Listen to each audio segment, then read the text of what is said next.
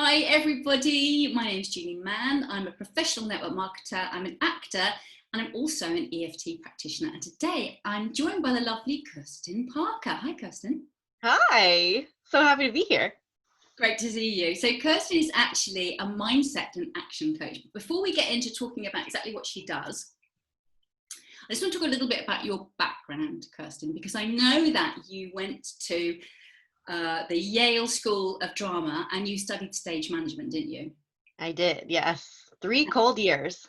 Wow. So working as an actor myself, I absolutely know that without stage management, there would be no show. But the thing about stage management is that when the show's going really, really well, people often don't realize there's people behind the scenes making it all happen. So it's invisible and often, I guess, unacknowledged. Whereas when things start to go wrong, and of course sometimes they do, then that's when they realize there's someone behind the scenes. So how was it for you working as a production stage manager? Well, you're right. I have to agree with you. I think it's one of those jobs where if nobody noticed you, you did a good job, and if somebody does notice you and they want to talk to you, it's rarely because something went excellently. Sometimes there's that little piece of acknowledgement, but I think that I, like most people, didn't get into that gig for the acknowledgement. But I got into it because it was kind of my zone of genius for that time in my life. It was really, it's the kind of job where if you are good at it, you know exactly what you're bringing to the table. And it's very satisfying to be able to be that puzzle piece to help everything else just be easier for everyone. And so that's what I loved about it. That and the people. Brilliant. Yeah, it's quite a community, isn't it, in the Yeah. drama world? Yeah. So what made you then switch from working in that environment to becoming a coach? Well, I did love the community of theater, but I never felt personally connected to the art. I was never somebody who wanted to like bleed for the art, to use a kind of crass phrase. It just wasn't. I wasn't doing anything very terribly important. I think what I contributed to the work that I did was making everyone else's experiences more positive. And that's generally the feedback I got the most of. I mean, I was really good at my job, but what I think I was best at was creating a positive environment, really connecting with people as humans, making sure that they enjoyed the process, not just that we got to opening night, right? So that was satisfying up to a point, but just the more time I put into it and the older I got, the more aware I became of how unfulfilling it was. It was satisfying in the moment to solve a problem or call a sequence. For people watching who don't understand that, that's like stage managers call the light and sound and scene change cues and projections. And so, there's little problems that are satisfying to solve in the moment. But overall, I think it just ended up getting to me that the capacity that job offered me for my growth wasn't going to be enough, and I wasn't contributing enough. Like, it wasn't a really, really good use of my time on this earth at the end of the day. So You know what I mean? was that an easy switch for you then once you decide? Oh, hell no. No. I complained about, really, I complained about money most of all, because that was the easiest thing to blame or assign my unhappiness to. But it was more than that. It's always more than that, But I was kind of disgruntled for several years. I liked what I liked about the job, but I complained about what I didn't like and really didn't make any attempts to change my situation at all. And now that I'm on this side of the industry, I hear that a lot from people. They know they're doing things that they've been unhappy in. And it's just really hard to get yourself out of that rut and that comfort zone a lot of the time. So it was not easy. I kind of dipped my toe out of it. I became a project manager for a couple years, and even for a year then I couldn't commit fully to a new job. I stage managed for a year and worked this other full-time job. So I had two full-time jobs at the same time, and I would just leave the project management job for a month at a time.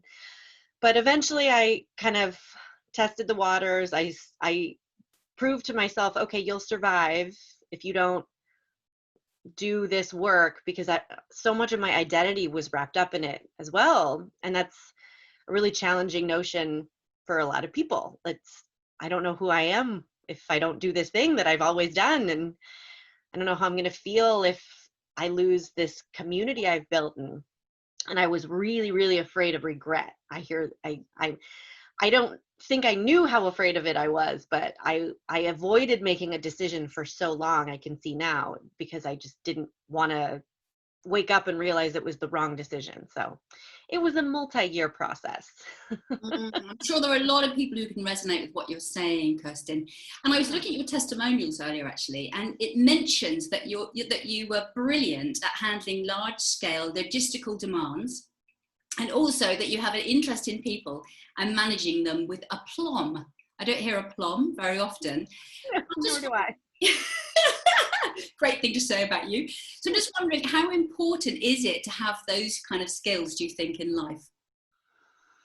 Well, I think that, I mean, the ability to relate and connect with people, I think, is one of the most undertaught, undervalued, under-acknowledged skills in like the human race. I think it's probably only second to the importance of the skill of being able to relate to ourselves. So I think that it's something that I don't think I acknowledged when I was working in theater, because I was working with people constantly, and different kinds of people. And as a stage manager, or as any kind of person working with people, if you're good at managing personalities, that's a skill you possess. But I think it's very easy to separate that from what you consider your life skills.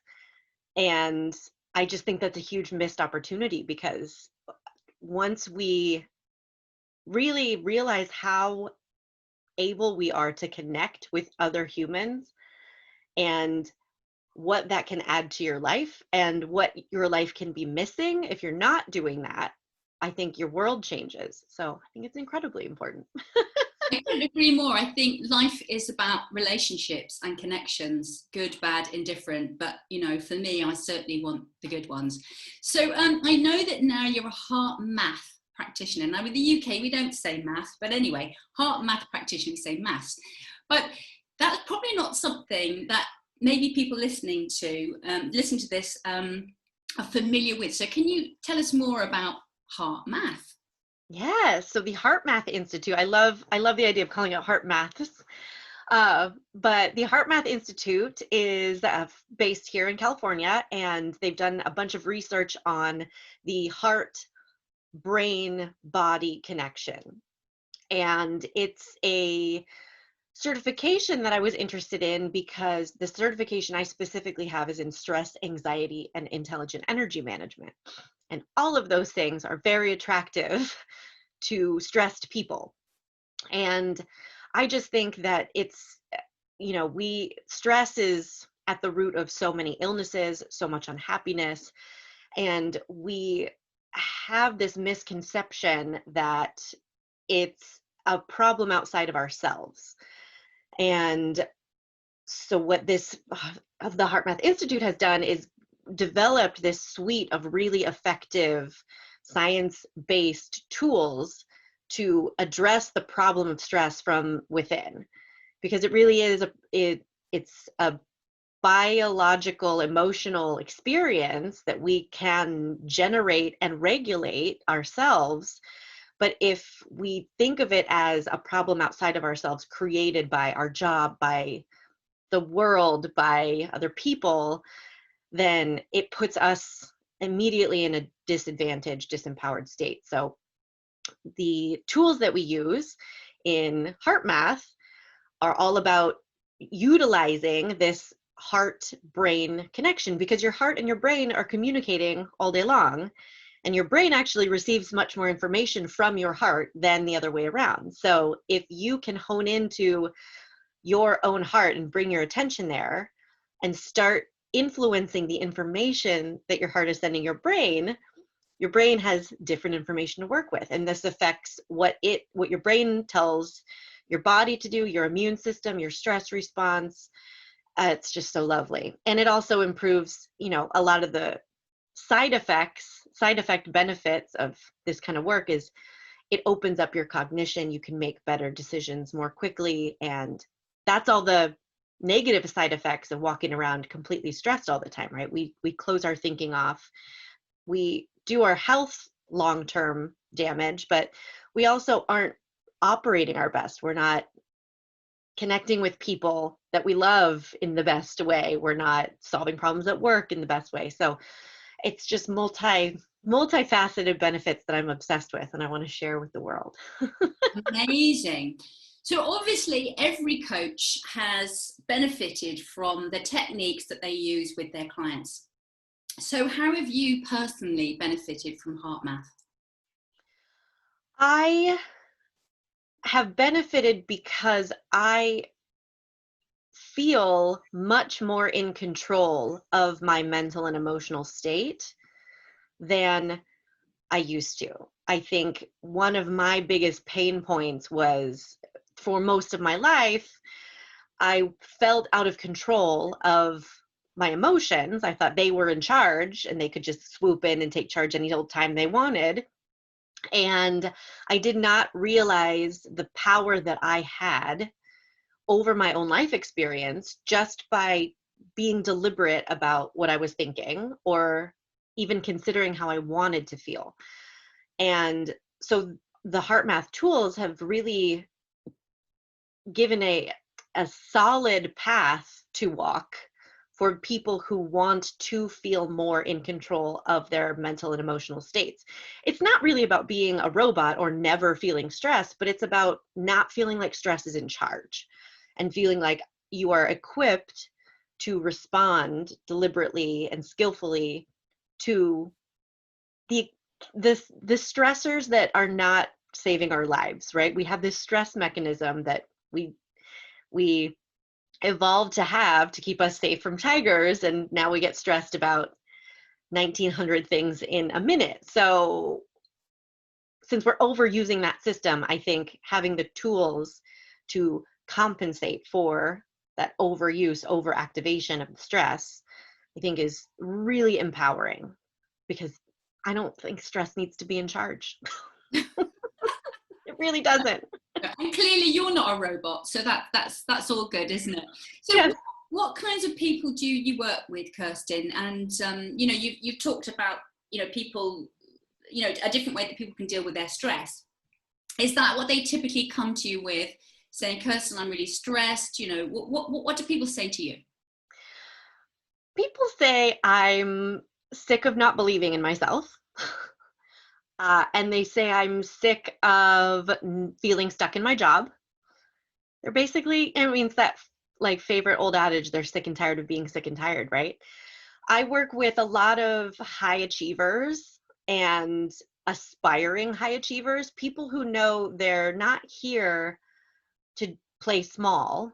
They know that they're capable of making a big impact, making a difference, whether that's on a global scale and they're going to like change the world with their nonprofit, or they're just going to be a really good dad who's going to make time for their family and not buy into this burnout culture. Whatever it is, people come to me when they're kind of at that fed up state and they're ready to try something different. They're ready to stop letting their stress be in charge or their self-doubt be in charge. Self-doubt is kind of a different low grade chronic stressor that keeps us from living the life that we kind of know we could be living if we were doing something differently. And that's really the people that I help are kind of waking up to the fact that, oh, I'm missing out on my life. And I don't feel like I have very good reasons to do that anymore. And I've done the comparison thing and I've tried to keep up with the Joneses and I've tried to make all the money and I've tried to stay small because I don't feel worthy. And none of that feels good and none of it's working. So let's do something different. Brilliant. And I guess the fact that what you do, the heart math, is science-based, maybe people are more willing to take a look at it. Is that right? Yeah, I think, I mean, we're in a beautiful industry where you can get whatever kind of help you want, which I think is fantastic. So, if I tend to gravitate towards science-based, research-based work and practices just because that's how my brain works and that's what I'm attracted to. So the people that I work with are similarly attracted to those modalities. So yeah, because I really think I was such a mystery to myself for so long that the more I can find out about, oh, these cognitive biases are happening, or oh, this is what's happening with my amygdala and hypothalamus right now, and that's fascinating. I think that that's just really valuable information to demystify the human animal. And the more we know about how we work, the more, I mean, information is power, not knowledge is power. So the more we know about what's going on, the more power we have to influence that and feel like we're doing things deliberately in a way that feels good, that we like. Yeah, ultimately it's about people wanting to be happy, isn't it? And they're not quite sure how to do that. Yeah, absolutely. Yeah. And there's not one cookie. I don't think that the goal is to be happy all the time, but the goal is definitely not to walk around feeling like there's a deficit and feeling like happiness is always around the corner, but there's always a corner between you and happiness, and you can't figure out, no matter how many years go by and how many external changes you make, you can't really seem to get around that corner. And that's where the mindset coaching balances out the action coaching, because I do both, but you have to start, unfortunately for some people, you have to start in your brain. You have to start inside and think about, okay, what's going on inside first, then we can make changes outside and take action. Brilliant. So if anyone watching wants to find out more about you, Kirsten, how would they do that? Well, you can go to my website, kirstenparker.com, Kirsten. I have a lot of free resources on there. I've done a bunch of coaching series and workshops, and I try to just give my best stuff away for free because it's the best way to learn what you need and also kind of learn like what this work is about. So you can go there and check out all of my stuff. And then if you want to hop on my calendar and talk about doing it for real, I'm always here. And I know that you're on LinkedIn because that's how we met. Do you use any other social media platforms? Yes, I do coaching. I provide little coaching tidbits on Instagram as well. I try to not post anything that's not valuable because I think social media is a dangerous attention suck if it's not used mindfully. But I think it's a great way, again, to just provide just tidbits of information that can help make all the difference in your day if it kind of helps you shift your mindset. So on Instagram, I'm KP Coaching, and Facebook, I'm Kirsten Parker Coaching, and I do a free 5-day mindset tune-up on Facebook that you can join through my website, and the next one actually starts this Monday.